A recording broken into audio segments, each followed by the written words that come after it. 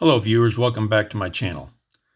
Today I have my brand new Parnis Top Gun. I purchased this off of AliExpress for $88 shipped. It took right at a month for me to get it, which is understandable with the shipping restrictions going on these days. Anyway, I'm not big on unboxings, so I'm not going to do an unboxing. I will tell you it came in a styrofoam box that was covered in tape.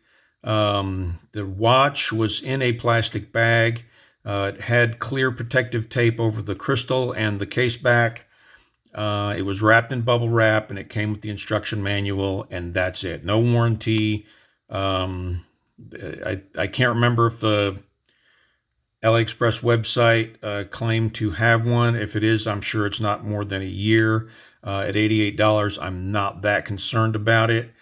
Let's take a quick look at the owner's manual here. It's in English and I assume Chinese. I can't read that writing, so I couldn't tell you honestly.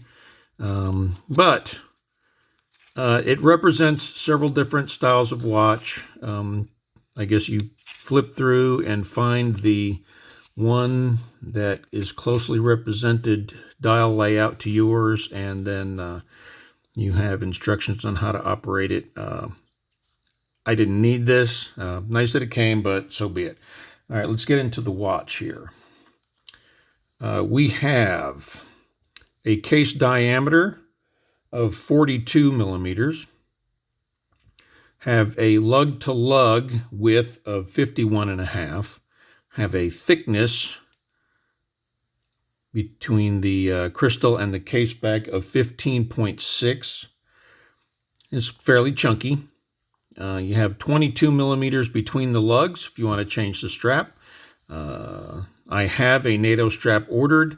Second guessing that decision because I'm pretty happy with this sailcloth. The sailcloth strap comes with a thin, very soft leather lining, so it's very comfortable, not abrasive at all. We have a PVD coated buckle that is unsigned, which is fine. Looks good, works.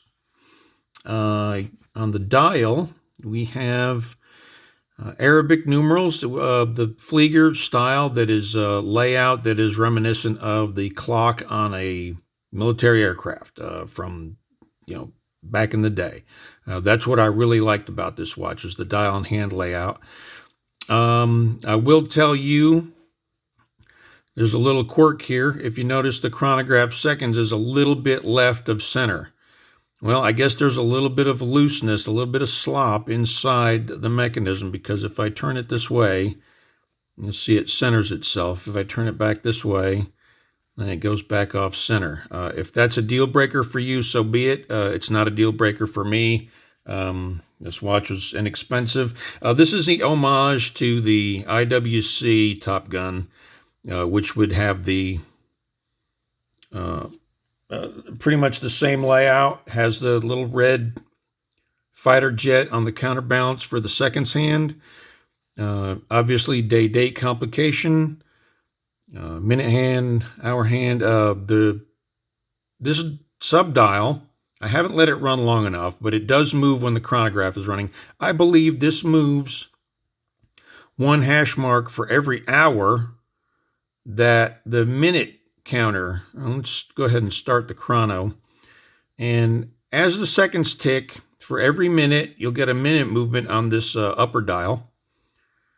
And I haven't let it run for a whole hour yet, but this hour counter, I believe, is what that is. It counts for 1 hour for every full rotation of the minute hand. Start it, stop it. Send it back home, get it running again. And I'm going to show you if your second hand becomes way misaligned. And I saw this on another video, and I'll show you how to change the position of the seconds hand. I really don't know if that's just a byproduct of how the movement is designed. but if it does come misaligned, there's a way to fix it. The Lume is crappy, I'll be honest with you. The hour markers and the minute markers and all the Lume is painted on. If you notice, there's some blue AR coating on that crystal too, so that's pretty neat. Didn't expect that for what I paid.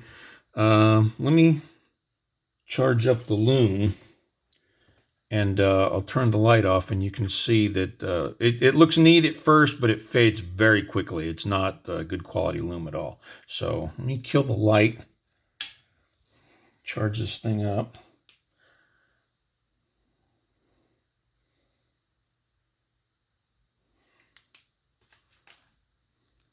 And there you have it.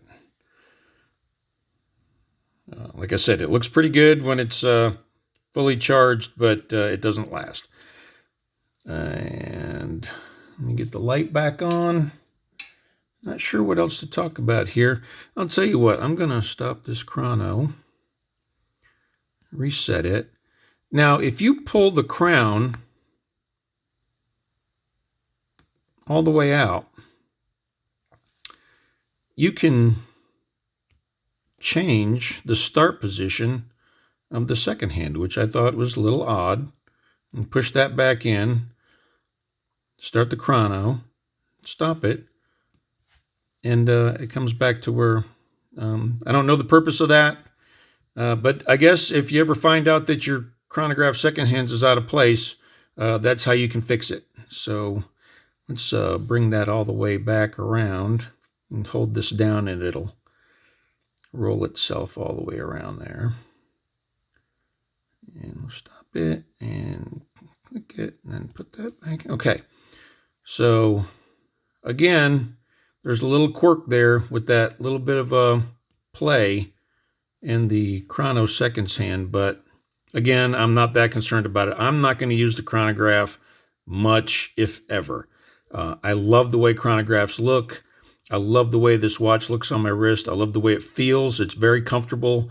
And that little quirk right there is not something that is a deal breaker for me at this price point.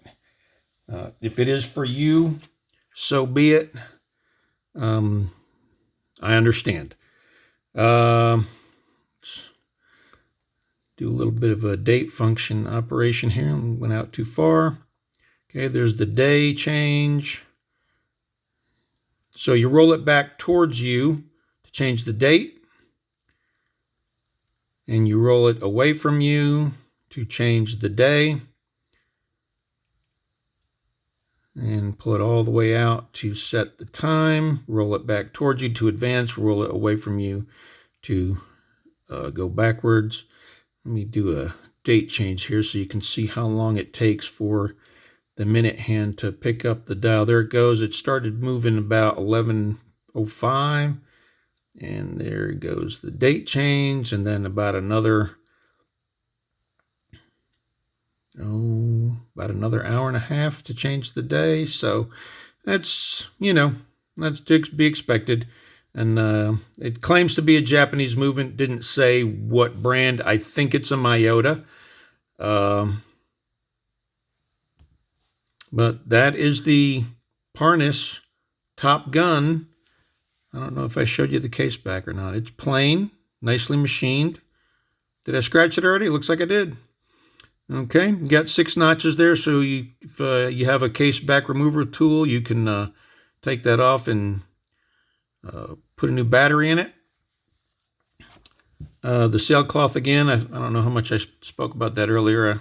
Memory's not very good while I'm in the middle of making a video. But it's comfortable, it's flexible, it feels strong. Let's do a wrist shot of it. Before I do that, check out my 1990 Seiko 7002. I bought this watch brand new in Saudi Arabia. This is a Japan model. It's a -700J. And it's been with me for 30 years.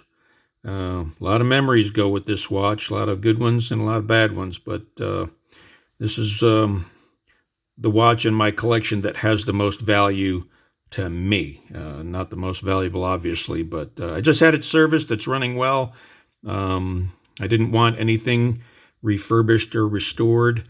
This strap, this bracelet is one that I bought in a mall. It came on a rubber strap, which I still have. It's all cracked and falling apart, but yeah, I bought this bracelet in a mall when I got back from the war.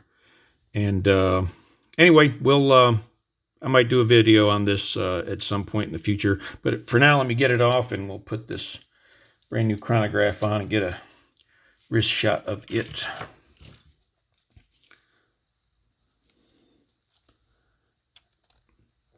The strap is nice and flexible.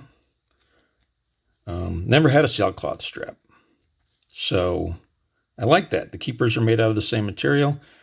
Again, the buckle, it's comfortable. It seems durable. This is a 42 millimeter watch on my 7.5-inch wrist. It's not gigantic, but it's not small by any means. And I like it. So I hope you all have a great day. I hope life has not changed to be too difficult for y'all during this weird time in our history, but I hope y'all are having the best day you possibly can, and thank you for watching, and I appreciate the comments on my other videos and the subscribers.